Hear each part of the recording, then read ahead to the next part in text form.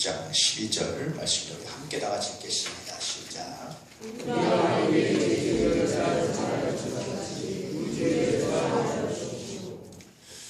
용서하고 계신가요? 아마 사람들에게서 제일 어려운 것을 하나 꼽으라면 이 용서일 겁니다. 용서해 주는 걸 겁니다.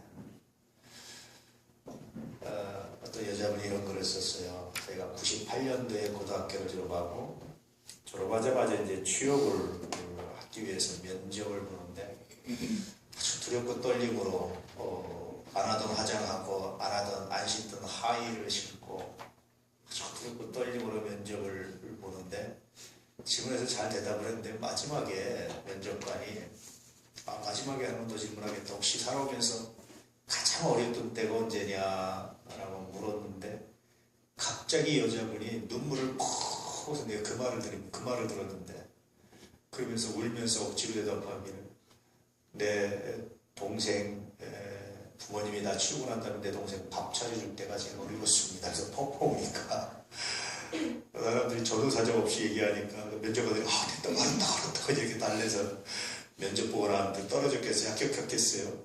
네, 떨어졌습니다. 그래서 후회가지고 가끔 이제 그 후에 이제 다른 회사에 들어가서 다니다가 지금 이제 결혼해서 애엄마가 됐는데 그때만 생각하면 마음이 새로운 거죠. 그때 경험을 글로 썼는데 저희가 6살 때 갑자기 이제 야반 도주죠. 이렇게 월세를 낼 돈이 없어서 밤에 아버지가 이제 트럭 하나 구해서 야반 도주에서 서울살을 했는데 이제 지하에 살았는데 근데 이제 쥐가 그렇게 많아가지고 쥐 소리가 참 싫었다. 그래서 너무 싫고 두려워서 이렇게 이불을 뒤집어 쓰고 울기도 많이 울고 그리고 이제 엄마 아빠가 새벽같이를 나가면 6살짜리 꼬마아이가 남동생 밥을 차려주는 거에서 골로에 불을 떼고 여러분 98년도면 불과 얼마 안 됐잖아요. 그때 골로를 썼으면 여러분 대부분의 사람들이 골로 안 쓸 때잖아요. 다 가스로도 쓸 텐데 불을 떼서 라면을 끓여주고 밥을 챙겨주고 자기는 6살짜리가 남동생 밥 차려주고 건사해야 된다는 사명감을 좀 한거 이거 얼마나 어려웠는지. 그래서 이제 또 유치원에 가면 이렇게 식사기도 하잖아요. 간식 같은 거 나올 때 일용할 양식을 주시고 하나님 아버지 감사합니다. 친구들아 먹자 뭐 이렇게 하면서 이제 먹자 이렇게 기도할 때 자기는 가방을 앞에 놓고 간식을 얼른 남들 기도하는 순간에 빼가지고 가방에 탁 집어넣고 이렇게 있는 왜냐하면 동석을 갖다 줘야 되니까. 근데 그게 그렇게 두렵고 떨리고 그 순간에 그렇게 저희가 지내와서 갑자기 인생을 가장 힘든 때가 뭐냐는데 그 생각이 나는데 자기도 모르게 그것이 그냥 마치 감정을 톡 하고 건드려서 폭파시킨 것처럼 그냥 자기도 모르게 울음보가 터지는 거야. 그러면서 돌아오면서 20살 때까지였을 때부터 그 지하에서 살았는데 저희가 이제 결혼해서 애를 낳고 이렇게 지내면서 자기의 옛날 그 모습이 이렇게 선이 보이는 거죠.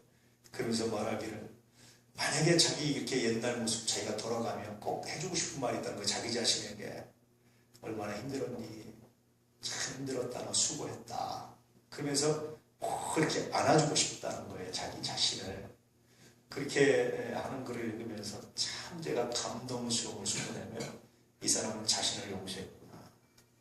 뿐만 아니라 고생시킨 부모를 용서했구나. 자신의 삶을 용서했구나. 정말 어려운 삶이에요. 대부분의 사람들이 그 상처가 돼서 건들면 터지고 싸우고 다투고 아마 대부분의 사람들이 그러죠. 부모한테도 뭐라는 내가 얼마나 어릴 때 이렇게 힘들었는데 엄마는 그러냐고 또 엄마한테 더 이렇게 아빠한테 뭐 이렇게 상처를 주고 그러잖아요. 근데 이 사람은 젊은 사람이죠.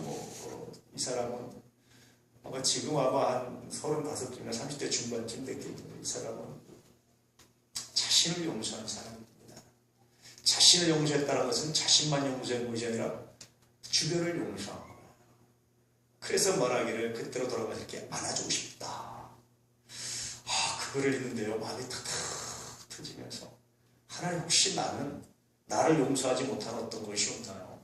혹시 나는 내 어릴 때 어떤 상처를 용서하지 못한 것이 없나요? 혹시 하나님 나는 용서해야 될 게 뭐가 남아있나요? 이렇게 묵상을 했습니다. 그러면서 발견한 것은 사람들이 가장 힘들어하는 게 용서겠다. 그렇게 용서하는 게 사람들이 어려워하고 힘들어하고 고통스러워하는 그런 현장을 우리가 살아가잖아요. 그런데 그때 오늘 말씀이 주님께서 그렇게 말씀하십니다. 우리가 우리에게 죄 지은 자를 사해 준 것처럼 우리 죄를 사해 주십시오. 아버지, 우리를 사해 주십시오. 아버지, 우린 다 형제들입니다. 서로 형제들이 살아가노라 보면 서로 형제들이 부딪히다 보면 다툴 수밖에 없잖아요. 늘 말씀드리지만 우리나라는 참 탁월한 제도가 천수제도 아닙니까? 천수라는 게 그런 거예요. 일촌이 요 한마디가 일촌인데요. 형제들은 요만큼 스쳐 지나가며 살아야 된다는 거. 너무 멀어도 안 되고 너무 가까워도 안 되고 붙어도 안 되고 이만큼 스쳐 지나가 살아야 되는데 예전에 다 그렇게 이만큼 스쳐 지나가 살 만큼 집에 여유가 없었잖아요. 그러니까 다들 이렇게 붙어 살다 보니까 다투기도 하고 감정도 상하고 많은 것들이 상하기도 하고 그러잖아요. 형제들 간에 이촌 간에 부모 자녀 간에 일촌이 이렇게 이만큼 스쳐 지나가야 되는데 너무 가깝다 보니까 너무 함께 이렇게 공간이 없다 보니까 서로 감정들이 상하고 그러잖아. 예수님 보시기에 그것이 우리만의 문제가 아니라 사람의 기본 문제라는 거예요. 그래서 아버지, 우리가 우리에게 형제들이 형제에게 죄 지은 자를 용서해 준 것처럼 서로 살면서 삶의 상처들 많은 것들인데 서로 용서해 준 것처럼 아버지, 우리도 용서하셔서 우리 가족이 우리 삶이 용서 공동체가 되게 해주십시오. 이런 기도 하나님께 하라는 거예요. 사실은 이것도 청원이기보다는 아버지의 마음을 가장 헤아린 겁니다. 늘 말씀드렸지만 형제들은 옳고 그름이 있을 수 있어요. 네가 옳으니 내가 옳으니 네가 잘해 내가 잘해 할 수 있어요. 근데 부모는요 옳고 그름이 없어요. 부모는 오히려 못한 자식이 더 마음이 아픈 거야. 못하는 자식이 더 슬픈 거예요. 그래서 간혹가다 그런 얘기 들어보지요. 자기가 누구한테 엄마한테 선물했는데 어느 저번에 누구네 집에 가 있다는 걸 속상하다고 그러죠. 근데 그게 부모 마음입니다.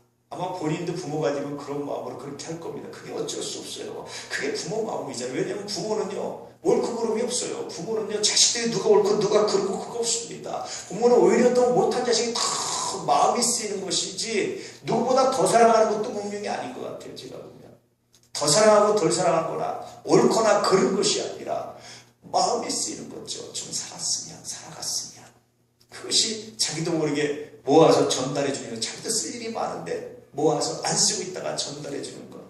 그게 부모의 마음이잖아요. 근데 형제들은 그런 거 못 참습니다. 그게 인간의 마음이에요. 보편적 마음이에요. 예수님 오늘 그 말씀을 하시는 겁니다.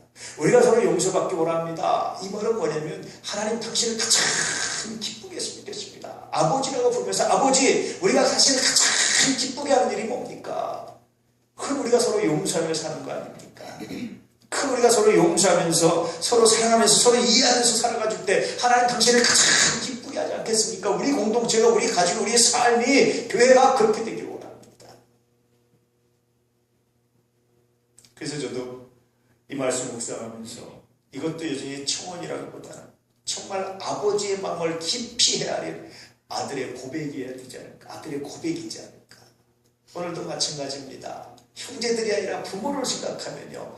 아버지 어머니를 생각하면 거기서 옳고 그름이 중요하잖아요. 잘했고 잘못했고가 중요하잖아요. 더 가졌고 못 가져가 중요하잖아요. 여기서 왔는데 이름 한 것이 중요하잖아요.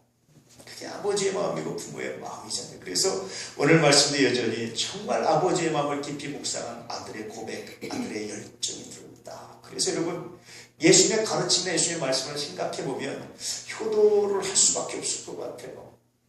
효에 대해서 묵상하지 않을 수 없을 것 같습니다. 도대체 이런 기도, 이런 가르침을 묵상하면서 또 부모의 마음을, 눈에 보이는 부모의 마음을 묵상하지 않는다면 그것은 가르침을 잘못 받은 것 아닌가. 성경은 그렇게 말씀하십니다. 눈에 보이는 형제를 사랑하지 않으면서 어떻게 하나님을 사랑하겠느냐. 눈에 보이는 부모를 공경하지 않으면서 어떻게 눈에 보이지 않는 부모를 공경할 수 있겠느냐. 그렇게 말씀하시죠. 그러니 여러분 오늘 말씀을 통해서도 정말 아버지의 마음을 더불어서 부모의 마음을 또 부모된 자의 마음을 한번 묵상하시며 주님의 가르침에 사로잡힐 수 있는 주님의 가르침에 누릴 수 있는 그 가르침을 묵상할 수 있는 하나님의 사람들이 되시기를 주의 이름으로 축복합니다. 오늘 말씀은 그런 겁니다. 보편적으로 많은 사람들이 오늘 말씀을 오해하는 사람들이 있어요. 조건적 용서. 내가 용서받으면 누굴 용서해 줘야 돼 라는 조건적으로 우리가 오해할 때가 있습니다. 오늘 말씀 그런 조건이 아니에요. 만약에 조건적으로 용서받는다면 예수 그리스도를 믿는 게 무슨 의미가 있겠어요? 우리의 죄는 예수를 믿을 때 용서받는 겁니다. 예수의 십자가, 예수의 보혈로 우리가 용서받는 겁니다. 이미 우리는 용서받은 사람들입니다. 그러므로 오늘 말씀은 조건적 용서를 말씀하신 것이 아니라 이미 용서받은 사람들이 어떻게 살아야 되느냐, 이미 아버지의 사랑을 받는 자들이 어떻게 사랑을 베풀어야 되느냐라는 것의 말씀이시지 조건적 용서를 말씀하시는 게 아닙니다. 그렇게 보이지만 그런 건 아닙니다. 용서를 경험한 사람들, 이미 그 큰 사랑을 받은 사람들, 이 사람들이 어떻게 살아야 되느냐, 어떻게 용서해야 되느냐라는 겁니다. 그래서 오늘 말씀의 메시지는 첫 번째가 뭐냐면 이미 용서받은 자의 감사가 무엇인지, 이미 용서받은 자가 해야 될 일이 무엇인지를 묵상하게 하는 것이 오늘 말씀의 첫 번째 의미입니다. 그래서 용서는요, 내가 이미 용서받았으면 누군가 나에게 죄인들을 용서해 준 것이 나를 용서해 준 사람에 대한 존중이고 그것이 의미지, 나는 용서받고 그를 용서해 주지 않으면 나를 용서해 준 분에 대한 모독에 불과하다는 거예요. 그런 말씀이 이제 1만 달란트 빚진 자 비에 나와 있는 겁니다. 어떤 사람이 1만 달란트 빚을 졌어요. 주인이 갚을 길이 없어서 하시라니까 주인이 용서해 줬습니다. 근데 길을 나가서 용서받고 나가다가 자기에게 100데나리온의 빚을 진 사람, 1만 달란트에 비교해서 돈이라고 할 수 없는 정말 돈입니다. 우리가 흔히 껌값이라고 그러는데 요즘은 껌값도 비싼데요. 근데 그걸 만났는데 내가 갚을 수 있다, 용서 못하겠다고 그러고 감옥에 집어넣었어요. 1만 달란트를 용서해 준 사람이 그 얘기를 듣고 다시 그 사람을 불러다 감옥에 집어넣었다라는 말씀입니다. 그래서 하신 말씀이 네가 형제의 죄를 용서하는데 내가 어떻게 너의 죄를 용서하겠느냐라는 말씀인데, 이 말씀이 아주 조건적이 아니라 너 이렇게 큰 것을 용서받았으면 이미 이렇게 큰 것을 용서받은 사람은 어떻게 해야 되겠느냐, 그 너를 용서해 준 사람에게 너가 돼야 될 삶의 자세가 뭐냐라는 거예요. 용서를 받았으면 그 용서가 나를 해준 분에 대한 존중은 나도 용서할 때 존중이 되는 거예요. 나를 용서한 분을 내가 정말 믿고 신뢰한다면 나도 용서할 때 내가 그 믿음을 간직하는 거라는 거예요. 그래서 오늘 말씀은 사실은 용서 같지만 믿음에 대한 말씀입니다. 나를 용서해 준 분에 대한 신뢰, 나를 용서해 준 분에 대한 사랑, 나를 용서해 준 분에 대한 내 믿음이 뭐냐라는 겁니다. 그것은 내가 누군가에게 작은 죄를 용서해 줌으로 그것이 믿음이 됩니다. 그래서 오늘 말씀의 의미는 용서받은 자의 믿음, 용서받은 자의 가치, 용서받은 자의 삶에 대해서 말씀해 주고, 두 번째 가치는요, 용서가 위대한 이유가 뭐냐? 그 상대의 상황에 대한 이해 때문이라는 거예요. 어떤 분이 이런 글을 썼어요. 층간소음이 너무 심해서 위층에서 밤에 잠잘 때면 탁탁탁 뭐 이렇게 난리가 나는데 밑에서 우산으로 붙이고 바닥을 쳐도 안 되고 뭐 해도 안 되고 아무리 해도 안 되고, 그래서 하루는 도저히 안 되겠다 해서 하룻밤에 이제 2, 3주 얼마 안 돼서 위층으로 뛰어 올라갔어요. 초리주말 그러는데 안 나와 사람이. 그래서 기다렸다 그날 밤 꼬박꼬박 딱 새고 이제 다음날 아침에 이제 대빨 올라가 초리주말 누르니까 한 50쯤 되는 아줌마가 혼자 나오면서 죄송하다고 어저께 제가 나가는데 초리주말 누르는데도 나갈 사람이 돼서 못 나가십니다. 죄송합니다. 그러니까 도대체 이게 뭐 하는 짓이냐고, 지금 혹시라도 지금 누가 죽어가지고 관이라도 짜고 있냐고 막 소리를 쏘고, 어떻게 말도 그렇게 하는지. 그러니까 주변 사람들이 다 문 열고 삐끔 쳐다보고 다 들어가, 아무렇지도 않다고 들어가니까 뭐야 이거 나만 하나고 나만 그러네, 이 사람들은 소음 안 들리나 이제 그렇게 이제 하고 있는데, 그날 이제 오후에 저녁 때쯤 아마 관리실 직원이 찾아와서 이사 온 지 얼마 안 되셨죠? 윗집 소음 때문에 시끄러우시죠? 죄송합니다. 사실은 따님 홀로 노무를 모시고 계시는데 치매에다가 중풍에다가 데스벨을 잘 못 가리셔서 그걸 혼자 이렇게 무거운 물을 들어서 하다 보니까 부득이 소음이 나는데 혹시 좀 이해해 주시면 안 될까요?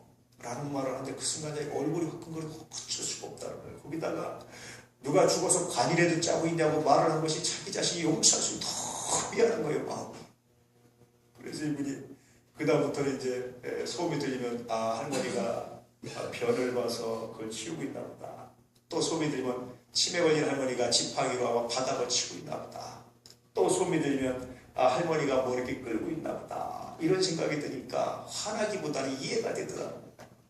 그러고 있다 할머니가 돌아가셨는데 물론 조용해졌죠.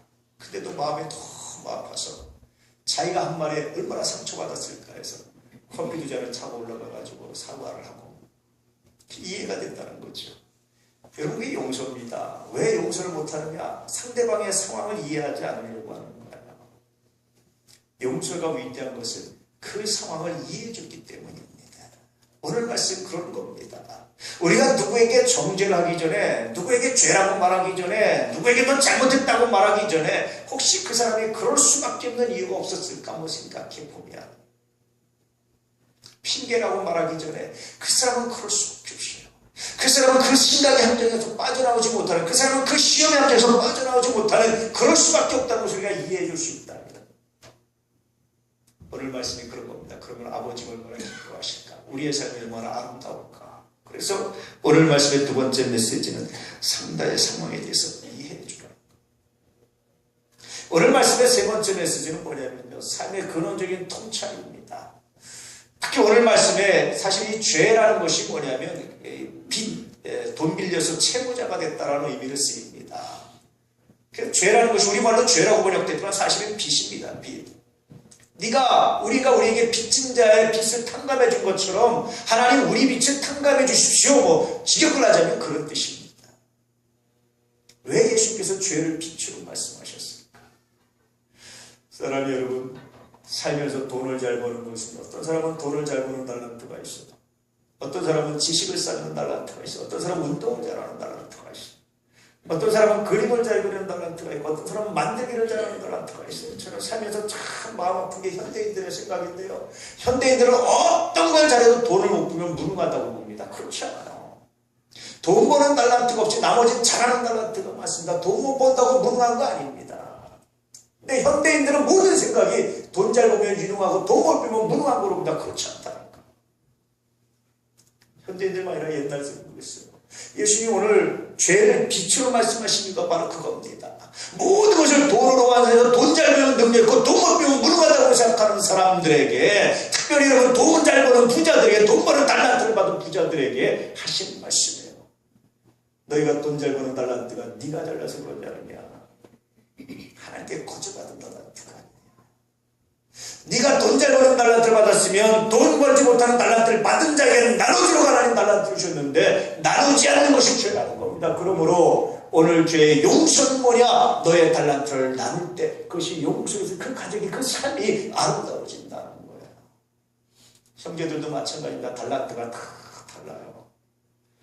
자기 아들로 돈을 이렇게 그렇게 달라요. 서로가 다 달란트가 다르고 생각이 달라요. 이 달란트가 다른데 왜 그 달란트가 생겼느냐? 자기가 획득한 게 아니라 하나님 주실 겁니다. 성취의 가르침이에요. 그러면 내가 받은 달란트를 받아서 그걸 나눠주는 것이, 그것이 용서가 된다는 거예요.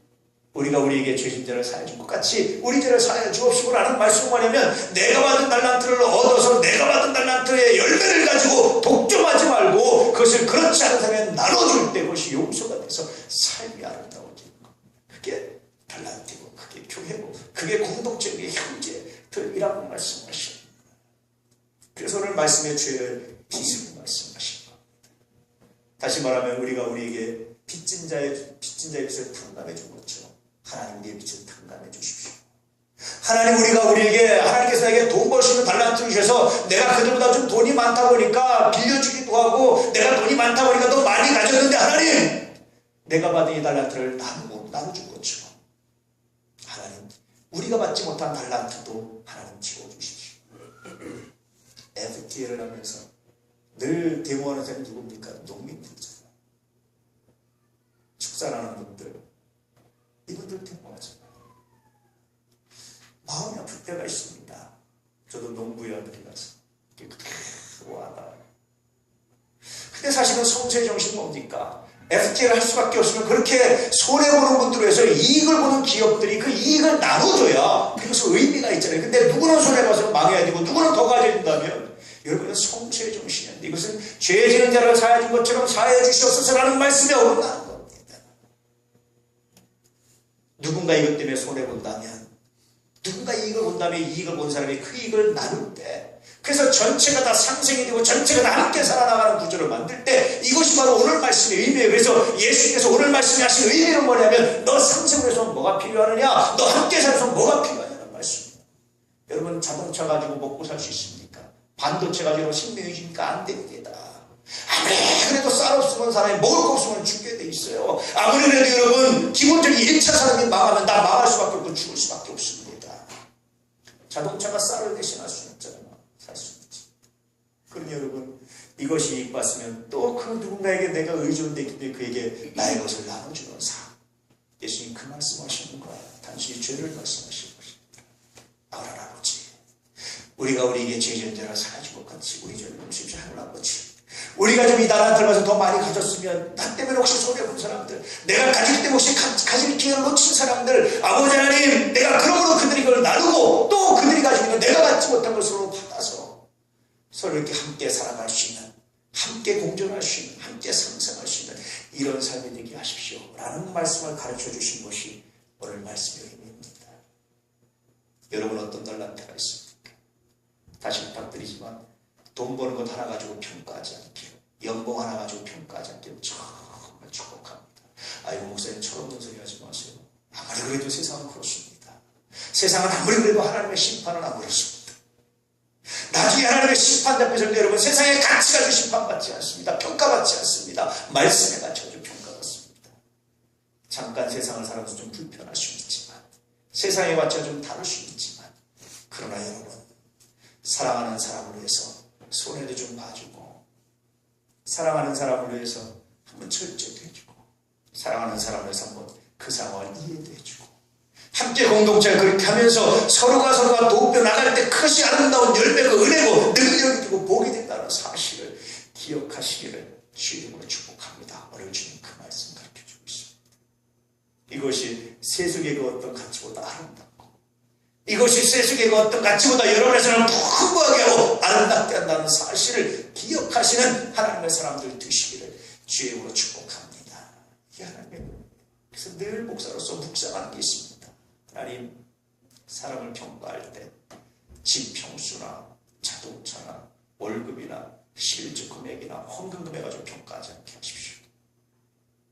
제가 아직까지 지키려고 노력하고 지켜오려고 하는데요, 제 평생의 기도 제목은 하나님 그 마음이 아니라 아버지의 마음,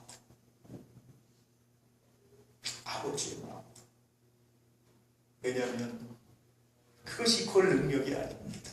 그것이 곧 아버지의 마음이 아닙니다. 오히려 내가 남들도 받은 것이 이걸 어떻게 내가 나눠서 공헌할 수 있을까? 공익에 쓰일 수 있을까? 어떻게 이 공동을 헌신할 수 있을까? 할 때 나의 피로도 채워지는 거예요. 그래서 주님 그렇게 말씀하십니다. 그 나라와 그 일을 먼저 구하라. 그러면 이 모든 것을 내게 더하실 것이다. 하나님께서 물론 억지로 하나님께서 기적적으로 채우신 것도 있지만, 내가 이렇게 하나님의 나라, 하나님의 뜻을 먼저 묵상하고 섬기면 하나님께서 또 다른 손을 통해서 나의 피가 채워지게 하시는 하나님의 은혜가 있다라고 말씀하십니다. 세상을 살아가면서 내가 벌어서 내가 먹고 삽니다라고 사람은 불쌍하잖아요. 내가 부족하면 받기도 하고 남으면 주기도 하고 우리는 그렇게 살아갑니다. 누가 더 행복하겠어요? 누가 인생에 더 가치를 가지고 살아겠어요? 사랑하는 이 안의 가족들, 가치관이 얼마나 되시기를, 돈의 유무나 월급의 만구정 가지고 평가하지 않기를, 본인의 달란트를 가지고 어떻게 헌신해서 어떻게 공익을 구할까를 고민해 보시기를, 그럴 때 하늘 아버지가 전능하신 우리 하나님이 여러분의 삶을 어떻게 통치하시고 역사하시는지를 만나고 경험하고 체험하며 증거하며 살아가시기를, 그 증거가 복음전도입니다. 그 증거가 하나님의 살아계심을 증거하는 겁니다. 그 증거가 여러분의 삶을 정말 행복하게 할 겁니다. 버킷 리스트 보세요. 그 중에 더 없습니다. 호스피스 사람들 얘기 들어보면 마지막 소원이 뭐냐? 사람마다 다 다른데 시장 가서 물건 한번 사고 싶어. 푸른 초원에 한번 누워보고 싶어요. 바닷가 한번 보고 싶어. 인생의 마지막 소원이에요. 그거 한번 들어드리면 그렇게 행복해하면서 감사합니다 그러고 마지막 인생을 종료하고 가신다는 거예요. 거기에 돈 없더라고요. 한 사람도 돈이 없었어요. 사랑하는 우리 안의 가족들, 오늘 말씀을 깊이 가슴에 새길 수 있기를. 그냥 좋은 말이 아닙니다. 생명의 말씀.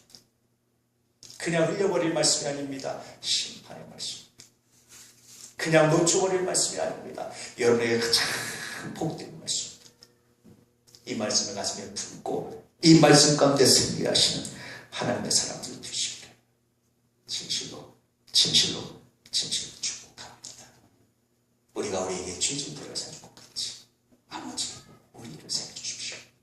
우리가 우리에게 빚진 자의 빚을 평가해 줄 것처럼 아버지 우리의 빚을 평가해 주십시오.